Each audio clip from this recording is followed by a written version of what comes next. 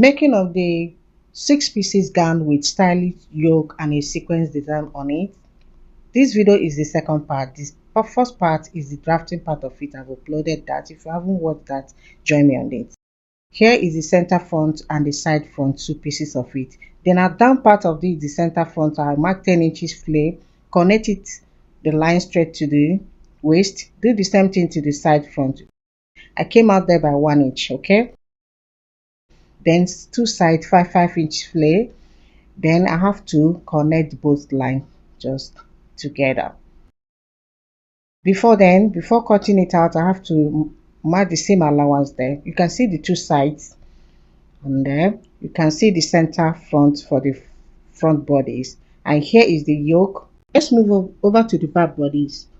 The back bodies consist of 4 panels, the 2 sides and a 2 side panel, and then center back 2 pieces. You can see the yokes are different, 2 pieces of it. Then we're going to run zip at the center like so. I'll go ahead and cut out the lining, separate lining for turning both sides, front bodies and back bodies. We don't have a separate line here. The front bodies, I've gone ahead and fuse it first with the paper stay, then a thick wording. Here is the back bodies. I done the same thing, just a paper stay for the back. You can see the separate lining that I've cut out. I've gone ahead and lined the lace that I used, and it's gonna have another separate lining for turning it inside out.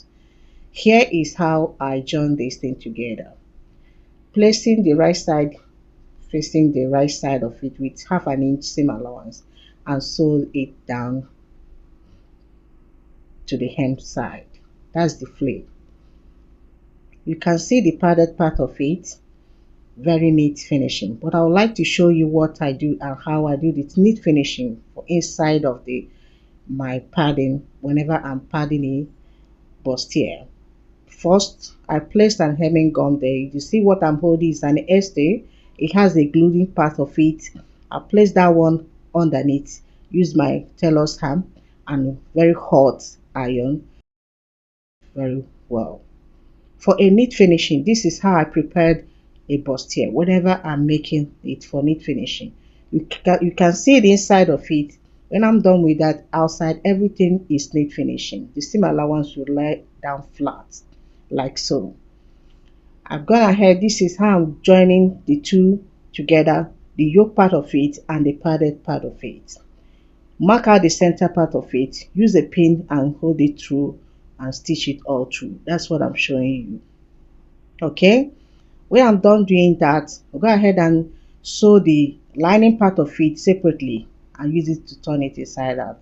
But before then, you're going to design it first before turning that. This is the back part of it.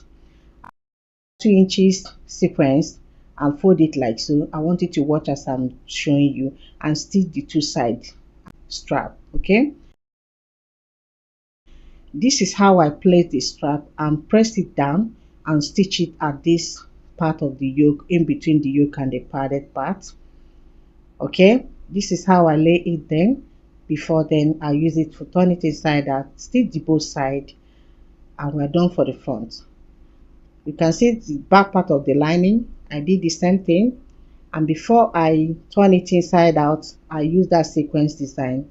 Do the same thing I did at the front like so. I've finished joining the two bodies and add the sleeve part of it. You can see the design at the back, how I join it together. It will align with the front one. I've added the zip.